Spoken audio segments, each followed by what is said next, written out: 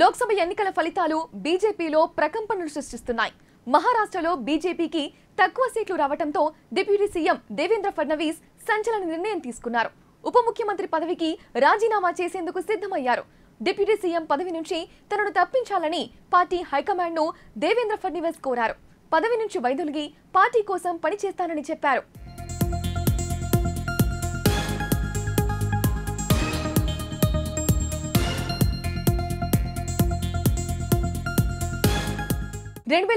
లోక్సభ ఎన్నికల్లో మహారాష్ట్రలో శివసేనతో జతకట్టిన బీజేపీ 23 సీట్లలో విజయం సాధించింది.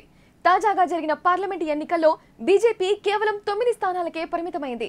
షిండే శివసేన, అజిత్ పవార్ ఎన్సీపీలతో జతకట్టిన కమలం పార్టీకి కలిసి రాలేదు. దీంతో డిప్యూటీ సీఎం ఫడ్నవీస్ తీవ్ర అసంతృప్తికి గురయ్యారు. పదవి నుంచి వైదొలిగి పార్టీ బలోపేతం కోసం కృషి చేయాలని నిర్ణయించుకున్నారు. దీనిలో భాగంగానే తనను పదవి నుంచి తప్పించాలని పార్టీ అధిష్టానానికి విన్నవించుకున్నారు. ఫడ్నవీస్ నిర్ణయం కమలం పార్టీలో కలకలం సృష్టిస్తోంది.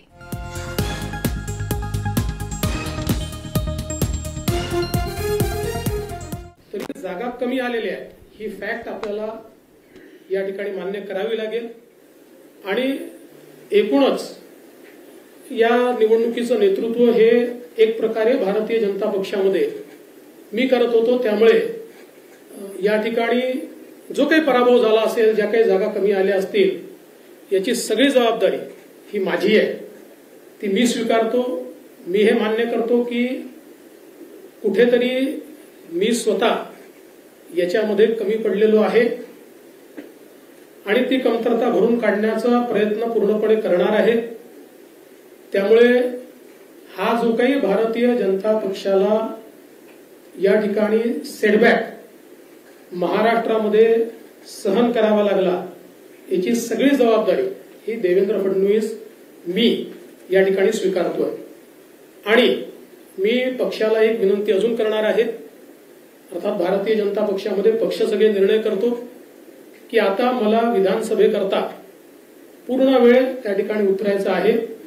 त्याच्यामुळे मी भारतीय जनता पक्षाच्या शीर्षस्थ नेतृत्वाला ही विनंती करणार आहे की त्यांनी मला सरकारमधनं मोकळं करावं आणि पक्षामध्ये पूर्ण वेळ काम करण्याची त्यांनी संधी द्यावी, जेणेकरून ज्या काही कमतरता राहिल्या आहेत त्या कमतरता पूर्ण करण्याच्या दृष्टीने मला माझा पूर्ण वेळ देता येईल. अर्थात बाहेर राहिलो तरी सरकारमध्ये जे काही आम्हाला करायचं आहे ते आमची टीम करेल, त्यांच्यासोबत मी असणारच आहे.